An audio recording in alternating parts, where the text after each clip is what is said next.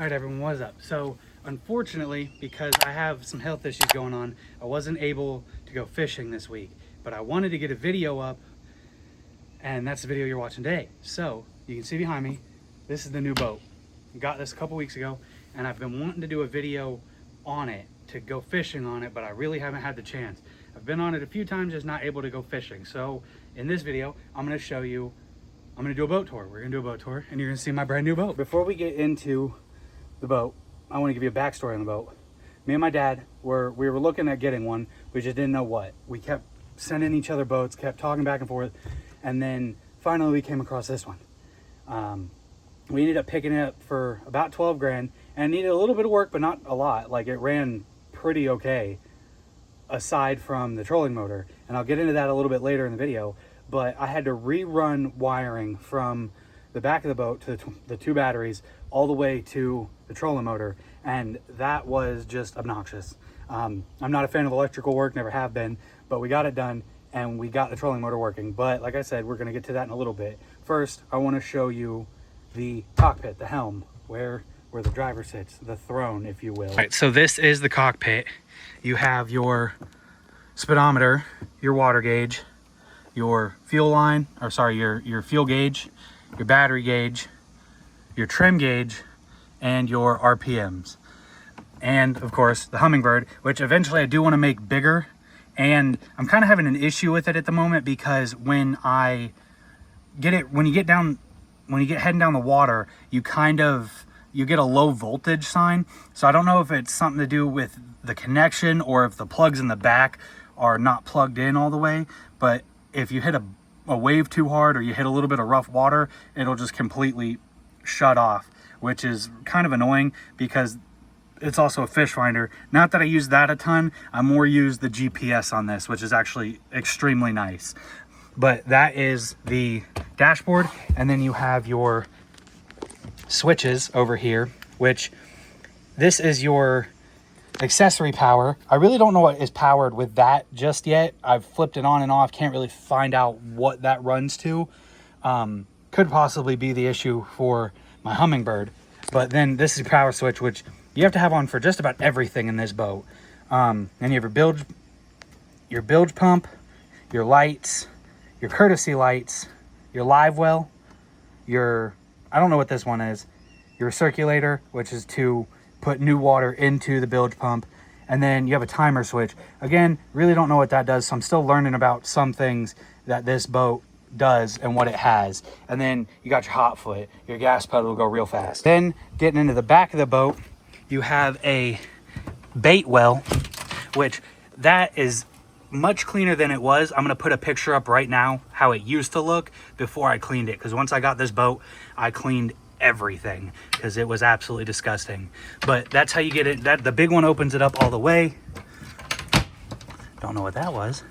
And then you can do the little one if you just want to reach in there and grab them out once you got it filled. Then you go into your, well, I don't really know why that's not opening. Ah, there we go. Just had to give it a little tug. Guess you got to give both of them a little tug. But that's your live well. It goes in both sides. I don't know really why. I wish it was one big door instead of two little doors. But this also used to be disgusting. And I'll also put a picture of that up right about now to show you what it used to look like. But when I got this boat, I went through and absolutely cleaned everything. For some reason, these are not closing. I got them closed. They're kind of a pain to get closed, and I don't really understand why, but I think it's catching on a screw. Then you go, this is actually a bait box. Like, if you can see those little grooves right there to put various boxes in for your fishing stuff. But as of right now, I'm just using it for my life vest. I have a scale back here. I have a dry box, a second fire extinguisher, just everything that I need to store, which this is all going to end up getting moved to the front of the boat in a little bit, but as of right now, it's just sitting right here, so I have a place to put it. And then you come back here, and that is the system. That's the 24-volt system that runs the trolling motor that I was telling you about, that I had to rerun all new wiring to, and it was absolutely obnoxious. And then another thing that we ended up having to do, that's the oil can, because that motor is a 2-stroke, so you have to run oil and gas. Those are the power pole pumps, and then that's the main battery. And if you can see this little switch right here, I don't know if my hand's covering it, right there, that is an electrical switch, because there's a ton of stuff on this boat that seems to be pulling power, and this battery wasn't starting every time, so we had to add that to keep the battery from dying, because there was a couple times that we had to hook up a jump pack to the battery to get it started. But it's a little dirty back here. Eventually I'm going to get back here and actually clean it up, make it look somewhat presentable. But let's move to the front of the boat. Before we get to the front of the boat, this is one thing that I wanted to show you guys that I think is pretty cool. I fished on a couple bass boats with my buddies that don't have this, and it is to put your rods in here, and then your rods come back and you can strap them in, so you can carry your rods next to you and easy access. Because some of the ones I fish, you have to slide them up under a console, and they're kind of a pain to get to. But that's one thing that I think is really cool about the passenger side. So now going to the front, you have, of course, that's at the moment got my dock line, but that's actually a little cooler. You can fill this with ice and put sodas, water, stuff like that. But I have a feeling I'm not going to use it for that. I have a feeling this is going to end up becoming my tools, like my scales and my tweezers and everything are gonna pliers and everything are gonna end up going in here. And this boat is actually super nice because it has 2 rod lockers, which I don't know if you can see it too well. It's got this thing in it, which is to put individual rods in, and then it runs up here into these little holes. But I don't like that you can't fit as many rods in here as you would be able to if those weren't there. And then this is a big issue that I'm having, is there's a shelf up in here. You can't really see it, and you got to get your hands crammed up in there, and it's extraordinarily hard. I had them up in there. I got the line up in there when I was doing it, and it just keeps falling down. So I'm gonna have to find a way to get that tucked up into the shelf and secured so it doesn't keep falling down, because to me that looks extremely tacky. And at the moment, this has to be my favorite compartment on the boat, just because it's got all my fishing stuff. All of my previous videos I have filmed out of a fishing backpack, which is, I don't know if you know, is extremely hard because you can't carry nearly as much as what you need. I get out there and I go fishing, and then I realize, man, I wish I had this, but I realize that I don't have one, or it's sitting at home because I didn't think to grab it. So now you've got all of my fishing stuff. This has got my soft plastics in it, some of my soft plastics. And like I said, my tools are just kind of thrown about here right now because I'm trying to figure out where I want them to go. But these things, I love these things. I bought 2 of them off Amazon. They're money bags, and it just holds a ton of soft plastics. So I was able to get all of the soft plastics that were just kind of laying around in my backpack in this.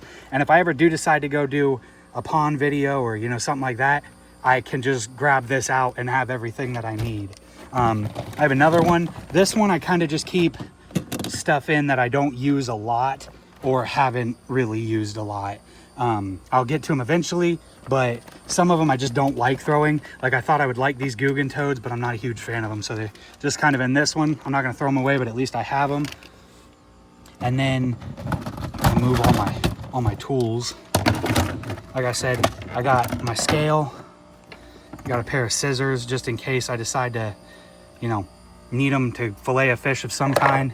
Then I bought these because I want to do saltwater fishing, and I figured if a fish with teeth decides to choke it, at least I have something long to get them out. My little line snips, my little line scissors, which I want to start, I think I want to put a couple like holders right there so they're just there and I don't have to dig them out when I need them. Again, a couple extra soft plastics just laying around. These I've not gotten to throw these yet. I might do a video on these. They're like whopper plopper frogs. So I might give these a try one video, see if I catch anything off of them. Just extra rattle traps, some line. And then, but this is what I'm getting at having a boat and a ton of space. I have to start filling all these.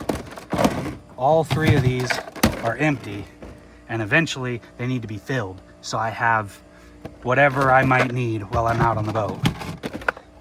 But let's get those put up. And of course these came out of my backpack. These I always carried. It's got my bladed jigs, top waters, all kinds of stuff in there. The other side of the boat, sorry, this one is kind of a mess, but this is also another rod locker. At the moment, I've got some other little fishing rods. I got some saltwater rods, cat fishing rods, and a beach umbrella. Because at one point we were taking the boat out and we were going to try and put the beach umbrella up in the boat to give us some shade, because we don't have a bimini top yet. But I didn't work out too well, so it's just kind of in here in case we ever need it. This is, at the moment, it has all the extra seats and the post for the front and the back of the boat. But I don't know what to do with them yet, because eventually all of the stuff that I had back in the back, I want to take out and get up here. I just have to figure out what I want to do with the seats. I have a feeling they're just going to get pulled out and thrown in my garage for time being. Obviously, I'm going to keep the 2 poles and probably 2 seats in here, but I want to be able to put my life vest and the dry box and everything in here to open up the bait box in the back, so I can either have that for myself, or if a friend comes along, they can put their stuff in there. That I do really like about this boat is the top itself. It's not carpet, which carpet is nice, but it eventually starts to get stained and is a little harder to clean. But one thing that I'm not a huge fan of is how easy this decking gets dirty, but it is much easier to spray down and keep clean. It is, the boat needs a bath at the moment. But now we come to the front, which this needs some work. I don't know if you can see it, but that plastic, this boat's a 2000 Triton TX21, so it's kind of old, but this plastic is all cracked up and beat up and definitely just needs to be replaced. And then they had this, the wiring, we got extra wires tucked in there right now because it was kind of bouncing around, but this was secured in there. I don't know exactly what the previous owner used to secure it in there, but when I was doing all the wiring work, I had to rip it apart. So now this is just kind of loose, unfortunately. And then in the process of messing with the wiring, I messed these switches up. This was a light switch, which would turn this on to light your deck up a little bit, and then this was a trim switch while you were up here for your big motor in the back. But like I said, unfortunately I messed those up, so that's another project that I'm going to end up having to do. This does work, and there's the transducer on the front. I don't use it a lot because when you're standing up it's kind of hard to see, but it is nice for water depth and water temperature. Now, this isn't part of my boat review, but broke my flip-flop while climbing out of the boat. It's real sad. So now we are at the very front of the boat and getting towards the end of the video. This is not the original trolling motor that I had on it. I originally had a different Minn Kota. I don't remember what the brand, not the brand, but the name of it was. But when I got the boat, I could not get it to turn on no matter what I did and no matter what switches I flipped. So I ended up having to, we ended up buying a new one because we thought the trolling motor was bad. Come to find out, the wiring on the boat needed to be redone, which is what I was telling you about earlier. I did all of that, and then after the fact, I realized, you know, it was probably just the wiring. So now at least I have a backup trolling motor. And this one is actually better than the one that we had on. This is an 80-pound thrust. The original one was a 65-pound thrust. But one thing that I did, and I felt like a dummy, and I'll tell y'all because it's funny. Let me get this plugged in. I think it'll work without the boat being on. I might be wrong. Ah, no, almost cut my hand off. The one thing that I did when I got done, all the wiring was done. I started freaking out because the trolling motor would not turn on. No matter what I did, I could not turn it on. I came over here and was hitting the button, was turning on constant, nothing was happening. That was the same exact thing that was happening with the other trolling motor. So I started thinking, great, I messed something up or something else was entirely wrong. I don't know if y'all can see that, but that says off. That is what I didn't turn. So when I finally reached over and turned it and flipped the switch, the trolling motor worked. I was extremely mad, and then we'll crank it all the way up, just zoom in. But I was extremely mad when I realized that you gotta rotate that. That was just a dumb moment on my part, but other than that, we have a working trolling motor now, and never spent a lot of time on boats, so I'm personally figuring out how to use it while I'm fishing, and it's definitely something that I'm getting used to. All right, everyone. So as you can tell, I'm a little sweaty now because you gotta love Florida. It's about 7 o'clock and it's 95 degrees. It is extremely hot. I was trying to do this video later in the day, so it wasn't as hot. Obviously, that's not how that works, especially in the state of Florida. So thank you guys for watching. Hopefully in the next couple of weeks, I get to be able to get out and get recording on the boat. I would love that. I have a couple of different things that I'm going to put up to have various angles, so it's not just going to be, you know, my chest rig. Hopefully in the next couple of weeks I can get another GoPro, and then I can start putting one on the dashboard, not the dashboard, but the windshield. Clip that up, give you guys a second view facing forward. I'm not going to be doing a whole lot of fishing from the back, so that'll obviously be still on my chest mount. But like I said, hopefully in the next couple weeks we can get a video up of us fishing on the boat and fishing not just in little ponds but all over big lakes. Sorry, my phone, I keep reaching forward to make the screen come back on because my phone's getting hot because, like I said, it's 95 degrees. But thank you guys for watching. Hope to see you in the next one. Make sure you like and subscribe video. See y'all later.